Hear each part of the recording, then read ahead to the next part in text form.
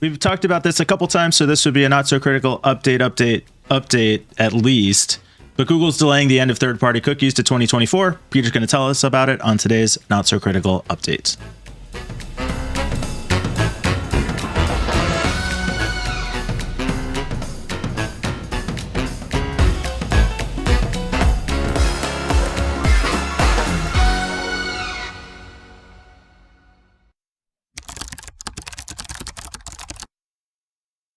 There's not much to say to this story other than the headline, but it does have a kind of some interesting implications. Google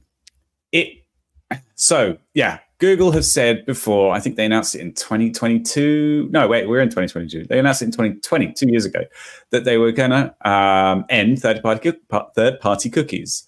So when you go to a website, and the standard way of tracking at the moment is by sending off a ping to a third party and setting a cookie there with your information, and then you go to another site, it contacts the same tracking server and retrieves the information about that cookie that was set. And it allows you to be tracked across the internet.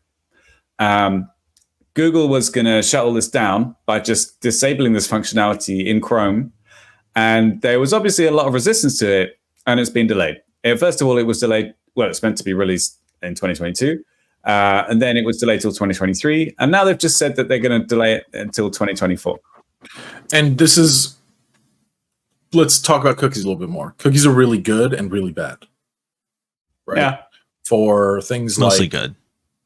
For things like protecting users when they log on to a Bing. Cookies are good. Yeah. For helping marketers know who and where people are on your site. They're good. Bad. No? Are we not all on the same page with that? Cookies are one of those weird things that started off as like, hey, when you go to a website, we need to remember who you are. And before the age of cookies, which nobody can remember, it was done through URL parameters and session tracking, and it was a hack. And then somebody introduced cookies, and it allows you to store information on the client, which can be resent to the server. And so it was just like everything on the internet, it was instantly deformed and warped into a way to track people. And then some security mechanisms were put on top of it, but it stuck around long enough to this become a real problem for tracking and people who care about their privacy. Because one of the main purposes of it is to track you across websites. And it's just, I don't know, they're good and bad in the respect that, like, fundamentally, it's just another technology. It's just a storage mechanism, really. But in the end, because it wasn't thought about very hard, it was abused. There's a lot of other work that's being done on this, by the way, at the W3C W3C Coalition. I don't know what the C stands for. And the Privacy Interest Group and the Privacy Community Group. They are talking about things like first-party set, which is where a site can define which other domains are first parties. So if you go to, PayPal.com, it can say, hey, if you get a cookie from PayPalCommunications.com, which is where we send email from, that's part of our first party set. It's quite a good idea, but it's obviously got some fundamental, well, not obviously, but there are some fundamental issues with it. Anyway, there's different approaches to how all this works. But yeah, the interesting thing to me about this article was the fact that Google got it so badly wrong.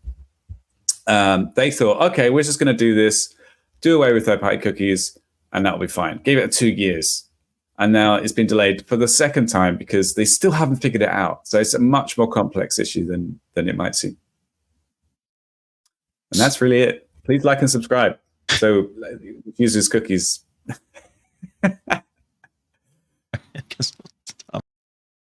We'll just pick up where we left off. So my question was, because we had just like a whole little conversation after Peter said like and subscribe, which definitely do that. So Google had this federated learning of cohorts, Flock. Is this a delay of Flock, or was Flock abandoned and this is like a delay of the thing that replaced Flock? Flock has been abandoned. Flock has been replaced with something called Topics, which is even worse. Well, it depends on your point of view. Flock was a way that for the browser to automatically calculate your interests based on the domains that you went to. So let's say you went to lots of different sports web pages, and you went to a lot of different like porn, which I know you do, and a lot of really offensive sites. Then it would take those list of domains, and then it would run a calculation, and it would give you a number, which would be your cohort ID. And then it would, when the site asked for it, your browser would send, I'm in cohort 1912345, right? And that number was calculated based on all the different sites. And the idea was that everybody else who looked at sports and porn and offensive sites would all be in the same cohort, or roughly. And maybe let's say there was people who were in, they looked at slightly more porn than you, which is difficult, I know, but like, how many hours are there in a day? I know, right? Why am I saying I know, right? Like, I agree with you. I don't know how. I mean, there's no feasible way that Peter's never seen porn in his life. What are you talking about? Doesn't even know what it means. Yeah. Anyway, it's one of those things that makes me so innocent. So yeah, that was Flock, and a lot of people didn't like it because it relied on the analysis of Google browsing history. It was completely inside Google. And it's massively privacy invasive. And you can also take the Flock. It was abandoned, yes. And it replaced with something called Topics, which is a much broader set of categories, but basically is the same thing with a different label. Yeah. And is that what's being delayed now, or is this even some other thing still? This is some other thing. So Google basically, now I don't know if I ever want to get a job at Google, but probably too late for that now.